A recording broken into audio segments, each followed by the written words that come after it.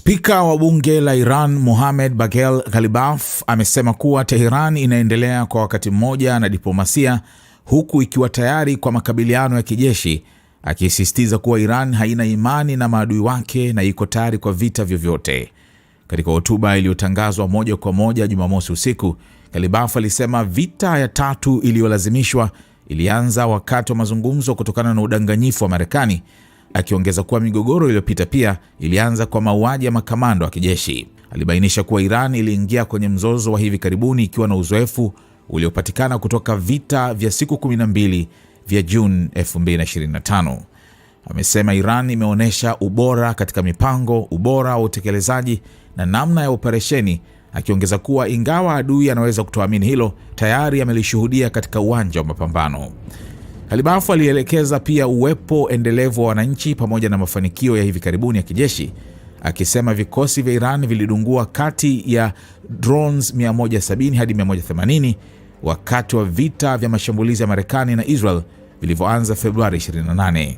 Aidha, alitaja kuangushwa kwa ndege za kivita za kisasa kama matokeo ya jitihada kubwa za kubuni na kuendesha operesheni zilizodumu kwa miezi kadhaa. Spika huyo alifafanua kuwa Iran haidai kuwa na nguvu kubwa ya kijeshi kuliko Marekani, akikiri kuwa Washington ina rasilimali kubwa zaidi, lakini akasema Iran inajiona mshindi kutokana na namna ilivyofanya na matokeo ya mapambano hayo. Alisisitiza kuwa ingawa vifaa vya kijeshi ni muhimu, si kila mara vinaamua matokeo ya vita, akihusisha mafanikio ya Iran na mipango madhubuti ya maandalizi ya kina. Aliongeza kuwa adui anaendelea kufanya makosa katika kutathmini wananchi wa Iran pamoja na mkakati wake wa kijeshi. Ghalibaf alielezea Iran kama mshindi katika uwanja wa vita na pia katika diplomasia, akitaja mbinu ya nchi hiyo kama diplomasia ya nguvu.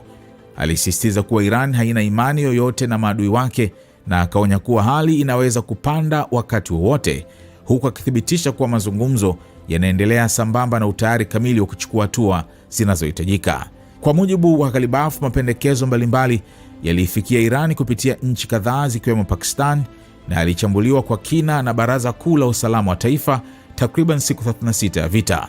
Alisema Iran ilisimama imara dhidi ya shinikizo na ilijibu vitisho kwa kiwango kile kile, ikiwa ni pamoja na tarehe ya mwisho ultimatum iliyodaiwa kutolewa na Rais wa Marekani Donald Trump, akionya kuwa hatua yoyote ya kuongeza mvutano ingekuwa na madhara kwa Marekani na maeneo mengine. Aliongeza kuwa baada ya kushindwa kulazimisha matakwa yake kwa njia ya kijeshi au vitisho, upande wa pili uligeukia mawasiliano yasiyo ya moja kwa moja, akibainisha kuwa Iran sasa iko imara zaidi kuliko ilivyokuwa kabla ya kusitishwa kwa mapigano. Ghalibaf pia amesema moja ya masharti ya Iran kwa ajili ya kusitisha mapigano ni lazima yajumuishe kundi la Hezbollah, akisema kundi hilo lilishiriki katika mzozo huo kwa kuunga mkono Iran, hivyo linapaswa kujumuishwa katika makubaliano yoyote ya amani.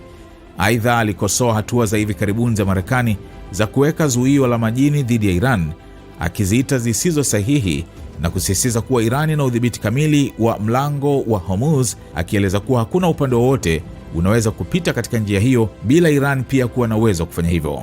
Spika huyo alisema Iran imefanikiwa kufikia malengo yake huku adui akishindwa kufikia yake, na akasisitiza kuwa Tehran haitoruhusu Marekani kudai nafasi au kuingilia katika mlango huo muhimu wa kimkakati. Alimalizia kwa kusema kuwa Iran inatafuta amani ya kudumu lakini bado haina imani kabisa na Marekani, huku akieleza matumaini ya kufikiwa kwa suluhisho la kudumu na lenye uhakika litakalokomesha mzunguko wa vita, usitishaji wa mapigano na kurejea tena kwa migogoro.